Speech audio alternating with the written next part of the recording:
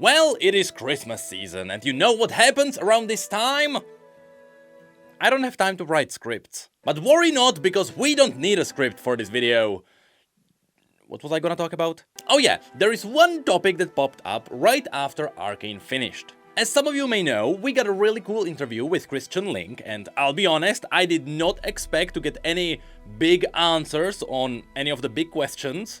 But somehow, at the end of the stream, we actually got something big. We learned that after Arcane, Riot will be looking towards other regions, such as Demacia, Ionia, or Noxus. Now, this piece of information immediately circled the internet, and there are two big things to point out here. First of all, the way he worded it is that, yes, Riot is gonna pay attention to these regions. But that does not mean that all of these will become their individual shows. That's something the media reported on, and all of them got it wrong. In fact, later we got a confirmation that some of these might be shows, but the other ones might be new games. On top of which, later we also got one more region added. That would be Bilgewater. But the second thing to point out here is that we kinda already know what's really going on with these regions. I'm not talking about the lore, we'll get to that in a moment. I'm talking about, if you pay attention to the job listings you can find around Riot, we kinda know what Riot is doing. We know that Riot is not done with Fortiche, so there might be another show happening, as was hinted. But we also know that Riot has been hiring more people for some live action something. I'm saying something because it could be a show, but the job listings are actually hinting towards a movie. So yes, it's not just animations that Riot is working on, so now we know that two things are real. Some kind of a show and some kind of a movie. The thing is, now we got 4 regions that were pointed out, so 2 more should be new games possibly. Because it was also confirmed that Riot is working on new single-player games. But the most important thing to point out here is that Christian very specifically said that the people who are speculating about what comes next are right. And specifically, he's referencing some posts he saw on Reddit. So whenever people bring up a really big storyline that is famous around the League of Legends universe, yes, it makes sense for Riot to focus on that. That is specifically what Christian mentioned. So now we can do a really cool thing. We can go around these 4 regions and we can point out which champions are the most likely to get a show or a game. And since in League we are already kinda rolling into Noxus, let's start there. In fact, I wouldn't be surprised if Christian mentioned Noxus because he knows that League is gonna continue the storyline there. I mean, in Arcane it was shown that Mel is now traveling back to Noxus, with the Raven of Raum following her there. So maybe we can just cross off Noxus as something that happens in League and it is not related to a show or a movie or a game. But regardless, in Noxus there are some champions we should be paying attention to. With the most obvious one being LeBlanc. As some of you may know, LeBlanc is pretty much an ancient mage that has been around Noxus since its original founding from the time of Mordekaiser, who back when he was still alive wasn't known as Mordekaiser, he was known as Sun Uzal, a brutal warlord who was capable of conquering the world. Now I'll be honest, the chances of us getting a Mordekaiser storyline are very slim. Or specifically, I'm talking about diving into Mordekaiser's past. While that storyline is amazing in many ways, if something happens to Mordekaiser, I think it is gonna push the storyline forward. Because Mordekaiser as an existential threat was already set up, and now it would make sense for him to try and break out, and the Black Rose being interested in trying to stop him. In fact, that is what Arcane has been teasing the entire time. I still need to make a video explaining the Black Rose to the Arcane fans. Regardless, yes, LeBlanc has a very high chance of doing something, and Mordekaiser should be right next to her. But if you don't wanna deal with LeBlanc, at least not directly with her storyline, the other big champion in this region that can carry entire hours of stories would be Riven. This champion is simply amazing for storytelling.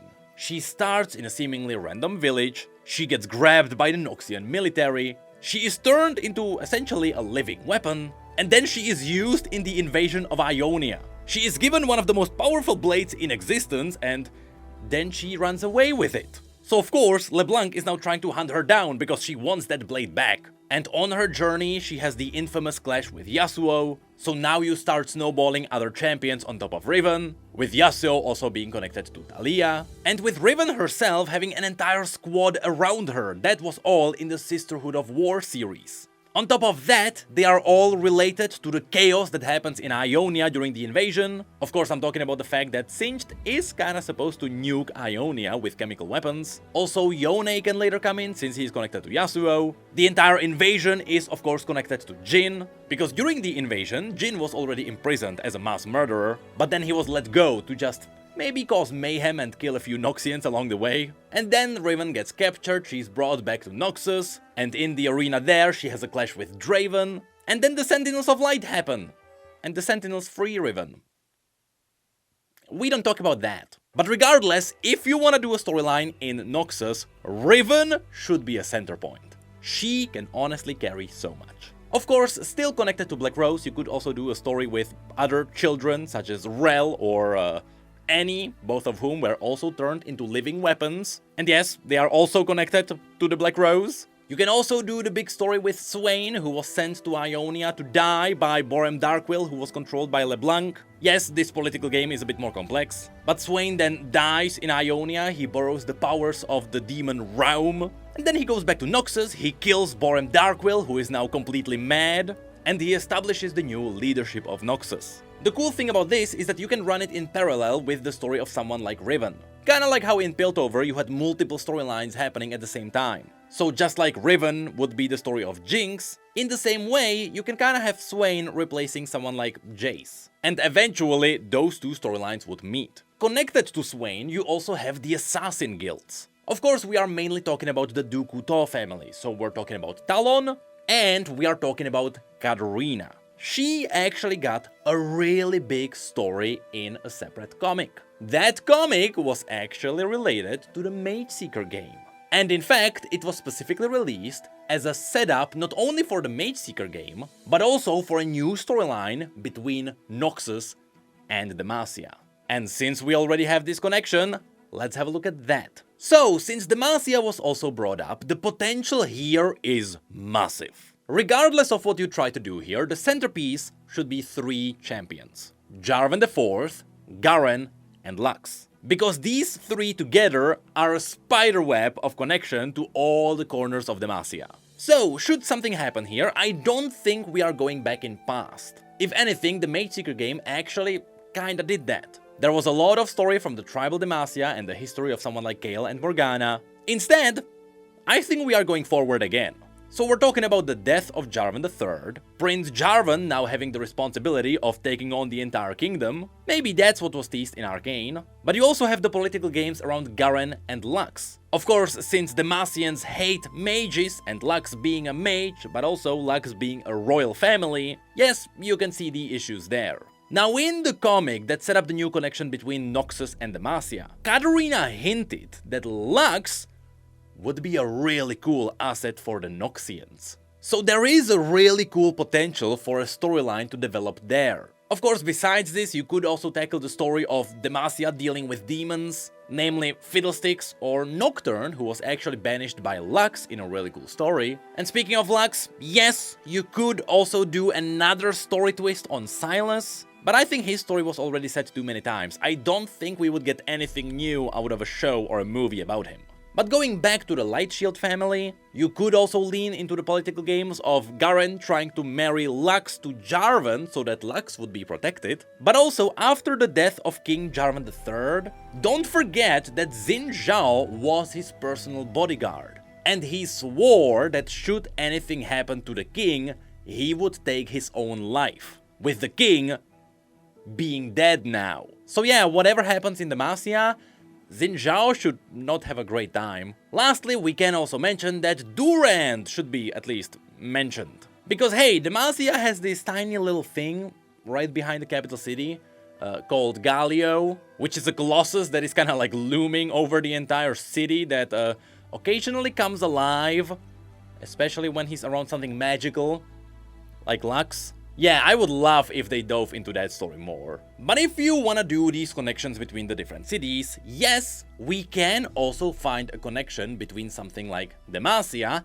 and the next city that was also mentioned, Ionia, which would be the story of the death of Lord Bevel. And yes, I am talking about the story of Sona, because Sona is originally an Ionian orphan who was taken here into Demacia. Of course, she was taken here because Ionia was being invaded by the Noxians. So you can see how Demacia, Ionia and Noxus are having a triangle of really horrible things. Which means that yes, if we go into Ionia, the story kinda has to be all about the Noxian invasion. Or at the very least, whatever happens there, it has to be the beginning or the end of the invasion.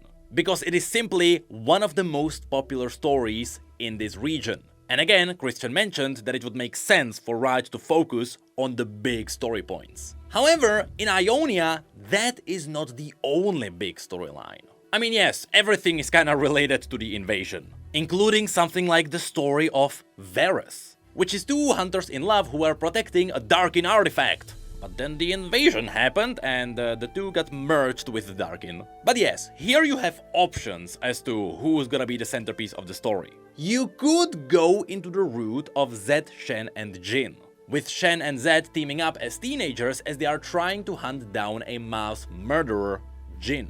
This storyline is pretty much guaranteed to be really cool if you give it the arcane treatment, because it is already just so amazing. Just don't retcon it, please. But you can also take the route of the invasion and you can put someone like Irelia into the center. Because in case you forgot, once the Noxian invasion of Ionia happens, Ionia is kinda split in half. Because half of Ionians don't wanna fight because they believe in nature and that they should just not fight and nature will just resolve it all. But the other half of Ionia wants to fight. And Irelia is one of the people who leads this rebellion, where they are taking the Ionian force of nature and they are killing Noxians with it. Of course, yes, Irelia is the one who cuts off Swain's hand. That all leads into Swain eventually borrowing the power of Realm. And now you can see why Irelia is so important. You can use her as a bridge to Noxus. Now, what I would love to see in Ionia, but there is a really slim chance of that happening, is that I would love to see at least a reference to Ivern. Ivern was originally a Freljordian barbarian who came here because they sought power. And they learned about a mysterious tree here called the God Willow, which was one of the main sources of power in Ionia. So this barbarian just came here, he cut down the tree, and he became the tree himself. Yes, that story is amazing and I would love to see a twist on it. Also, yes, it is all technically linked to Lilia too. Although you could also jump a little bit into the future, where the invasion is already going, and so here we could get the stories of someone like Master Yi, who is a really powerful blade master mastering Wuju, and he's really a killing machine. Of course, later during the invasion, Zed also becomes the master of the Order of Shadows, which means that Kain becomes his pupil, so now you can have a story there. Also, the Shadow Order is linked to the story of Xayah and Rakan, so you can also have their rebellion there. And now we are making a complete circle back to the invasion. Simply said, yes, whatever happens in Ionia, the invasion kinda has to be involved. Not to mention that you can also just put in Syndra. She didn't really get a lot of spotlights. But this leaves us with one last place, that being Bilgewater, which was also just randomly mentioned. Now, Bilgewater is interesting because it already got the Ruined King game, so the question is, what does Riot really wanna do here? Are we getting a story of Twisted Fate and Graves? That would be really cool. But besides that, it feels like they kinda have to go back into Misfortune and Gangplank and Ilawi and all of those. But all of those already got quite a few spotlights in the past. With that said, they could just throw us a total curveball and do something like Nautilus. That would be cool. He's a really cool sailor who always paid the tithe to the bearded lady, and then one day someone didn't and they angered the Kraken and the ship sank, and hey, he became something in the end. And if not, I think Bilgewater might be really important because the chances are this is where Jinx went. And there is one cool reason why that could be the case. Because in the art book that Riot released for Arcane, there was the mention that originally between Act 1 and 2 in Season 1, Powder was supposed to go on a Zeppelin, she was supposed to go to Bilgewater and then come back. At first, that was supposed to be the reason why she has the striped pants. All of this was shown in the art book. So if Jinx survived at the end of Arcane, and the chances are she did, there is a really good chance that Jinx is heading to Bilgewater. As to whom she's gonna be there with, I have no idea. Miss Fortune's storyline is kinda different from that. I don't think she's gonna have a crossover with Gangplank. And if she meets Twisted Fate or Graves, I have no idea what would happen. So yeah, in Bilgewater it is pretty much a clean slate and Riot can do anything there. It could be a pretty cool live-action movie, I guess. It's just people at bars. But that's really it for the potential storylines that might bubble up after Arcane. I still wanna make a video where I just explain the entire universe for the fans of Arcane, because every region has something cool. So in this video, we didn't even talk about stuff like Targon, or Shurima, or the Freljord, or Ishtal. Hey, that one is also technically connected to Piltover, and it was technically shown in Arcane, even though the region is kinda supposed to be hidden. But hey, I guess anything can be retconned if the show becomes good at the end. Just don't retcon the invasion, please. People are emotionally connected to that one.